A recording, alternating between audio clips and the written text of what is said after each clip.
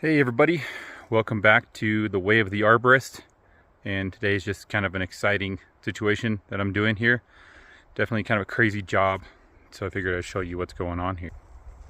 So here we got the house over here up in the mountains, probably about 10,500 feet. And here's the tree. This thing is tall as hell, probably taller than it looks in the picture. I'm guessing it's probably about easily 60 feet, maybe more, possibly maybe 70.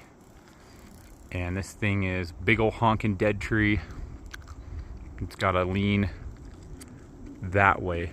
Customer's concerned it's gonna fall that way. So definitely not ideal for trying to back rig it and send it through here.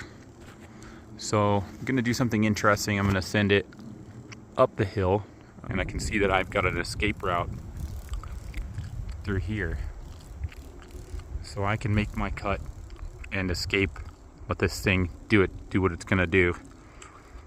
So it's gonna go through there, and it's gonna be blocked by that tree to keep it from rolling down towards the house. Plus it's got a heck of a lot of foliage, which is probably going to grab and add some friction when it hits the ground and hopefully prevent it from rolling.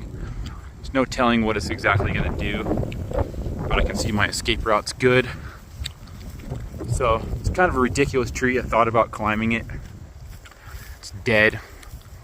Not really excited about that. The top looks like it's much more decayed than the rest of it, which I would need to take that top out. Definitely a doable situation, but not exactly my first inclination.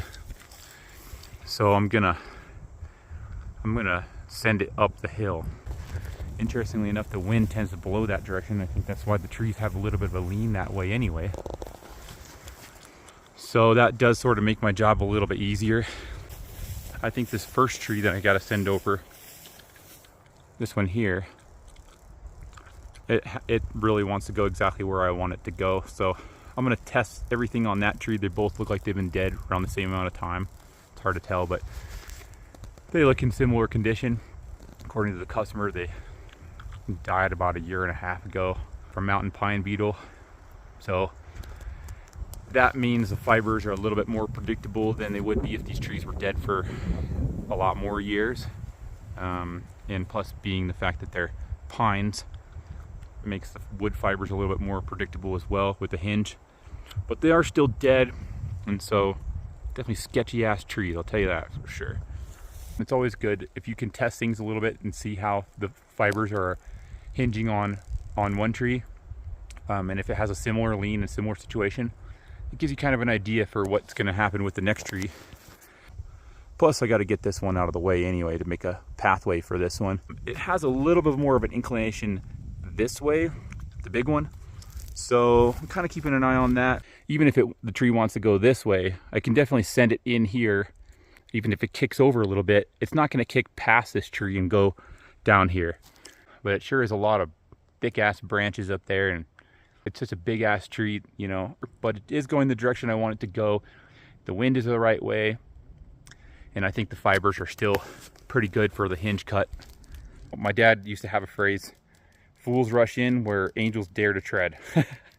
You know, definitely plan out your job and really think about what you're going to do. You know, measure 4 times, cut once. So that's what I've done, and we're going to give it a go. So here it is. Can't even see the top of it because there's just so many congested branches here. And here is the biggest one. That's pretty fun, right? Look at all these freaking branches on this thing going every which way. This tree is just a little bit shorter.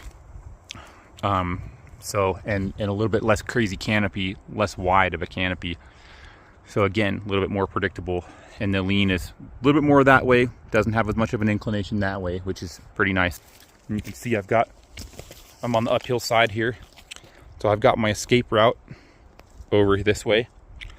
Normally your escape route is kind of going to be this way and that way if you're on flat ground.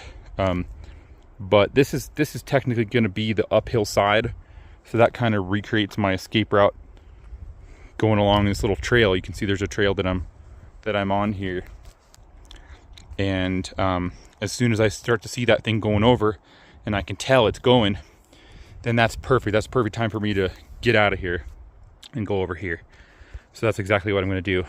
And this is all open here. There's no trees I'm going to murder in the process. No live trees I'm going to murder in the process. So open face notch allows for a little bit more predictability, especially when I'm doing my back cut. I don't have to worry if my back cut's a little high or a little low, or it's a little bit less than perfect. It won't matter, because that open face notch allows you a little bit more wiggle room, I guess you could say.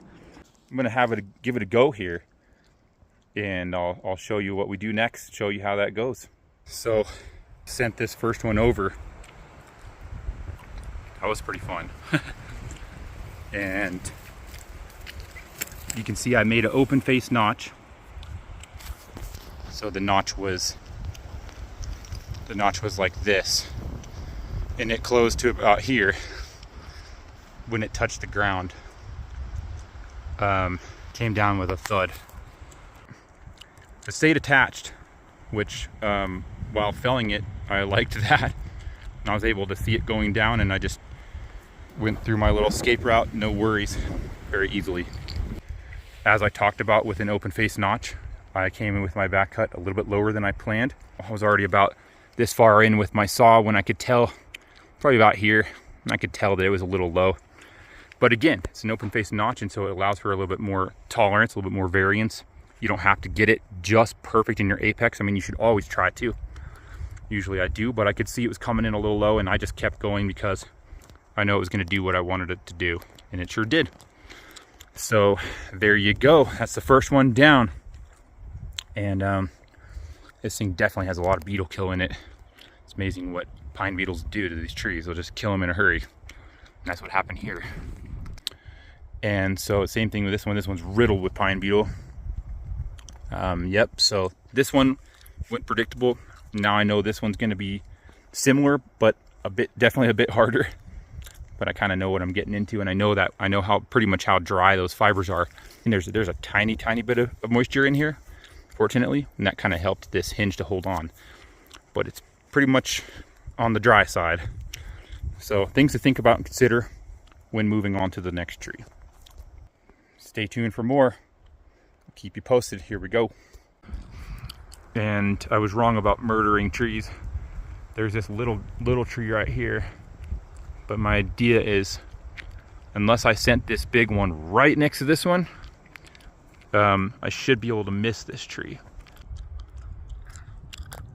It's an absolutely beautiful place. Got a nice lake down there.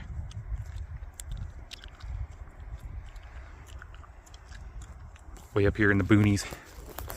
BFE, Colorado, everybody. Just figured I'd show you the beauty here.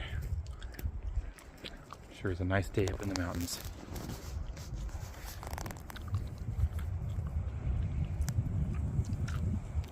So here's the first tree that we removed, and here's the gap that I want to send the larger tree into. I just need to field goal it right between that stump and that wild hawthorn bush. And here's the large tree. And you can see I've taken all this brush off of it. These were all branches that were going out that way, counteracting where I want it to go. And so I've tried to leave as much weight on this side of the tree, the side of the tree I'm standing on. And I've taken off a lot of weight on the other side of the tree because I don't want it to fall towards the house direction. And I've left everything, all the branches that are pulling the weight towards this direction. So I got weight this way, and I've got weight going back this way, so that way it'll encourage it to go in here because the tree's dead, a little bit more unpredictable. And so just to give you an idea on the size here, this is about 1, 2, almost probably 28 inches in diameter, something like that. Just short of little under 3 feet.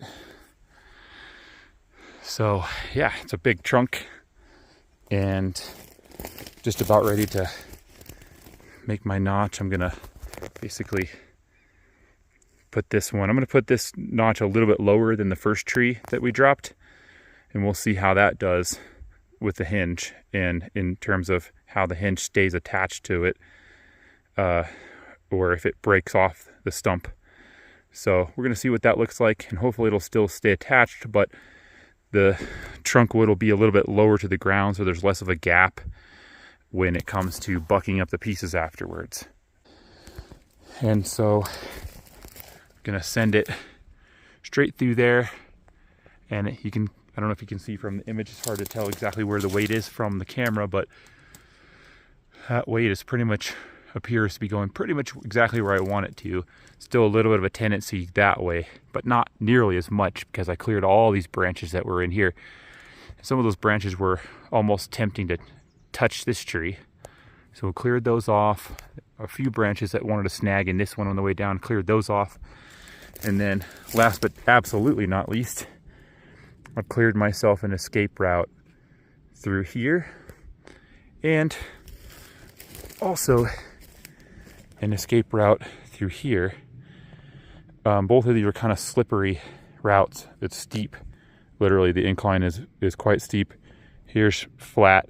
This is like that. So it's pretty slippery. It's easy to try to escape and slip a little bit.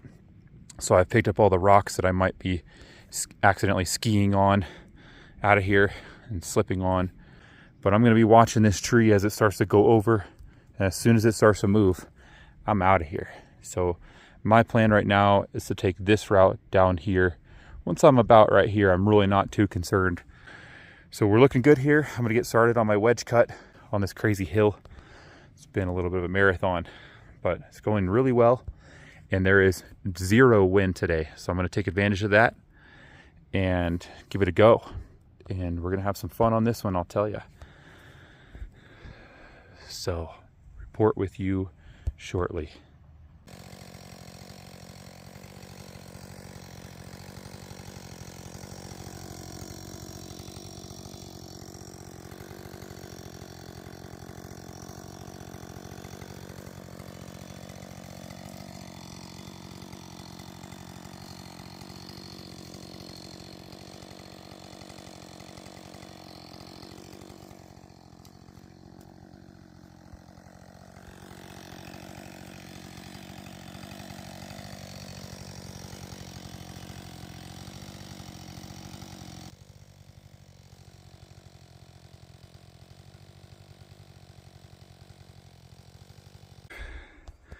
So here it is, and it popped right off of that thing completely.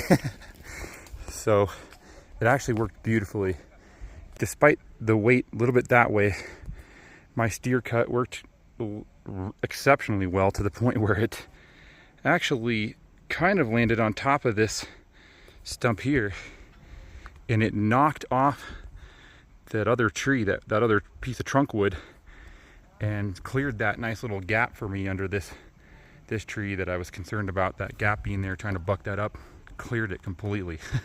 It just ripped it right off that stump, which actually in a way I'm not unhappy about, because now that risk is no longer there on that particular tree. And once it hit that, it bounced off of it and kicked over to the left. And when it broke off of this, there's no gap at all here. So this is, as you can see, this trunk wood is touching the ground, so it's easier to buck up. So it kind of did all the hard work for me, really. I was wondering if it might roll a little bit, but it didn't roll at all. It just stopped right in there. As I predicted, the friction from the branches just grabbed it and held it in place.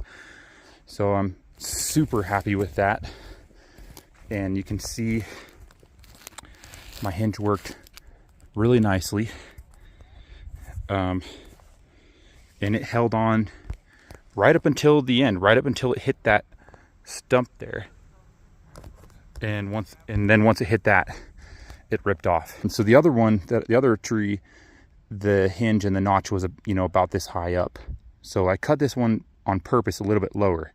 I left a nice big amount of hinge wood here, and there was plenty of weight to take the tree over. I didn't have to cut further into this hinge wood. It was already starting to go. I did put a few wedges in here just to get it started, just for safe measure, but it was not a problem at all. I didn't even really need the wedges, actually. It went exactly in the direction I wanted it to go, almost a little too good, because I suspected it would probably go towards that hawthorn bush that's over behind it over there. I thought there was a good chance that I would hit the hawthorn bush, which would be, you know, a little bit of collateral damage to make it go where I wanted, because I thought it would kind of kick over more. But it actually ended up going further this way than anticipated, and then bouncing off and then going right in the exact place that I wanted it to eventually end up. So that was a win-win all around. I'm thrilled about that. It just went perfect. So anyway, there you have it. Thank you for checking out this crazy job with me. Appreciate it. Appreciate you all watching, and on another, you know, episode of The Way of the Arborist. So I'm going to sign out for now, and I'll see you guys on the next one. Take care, y'all.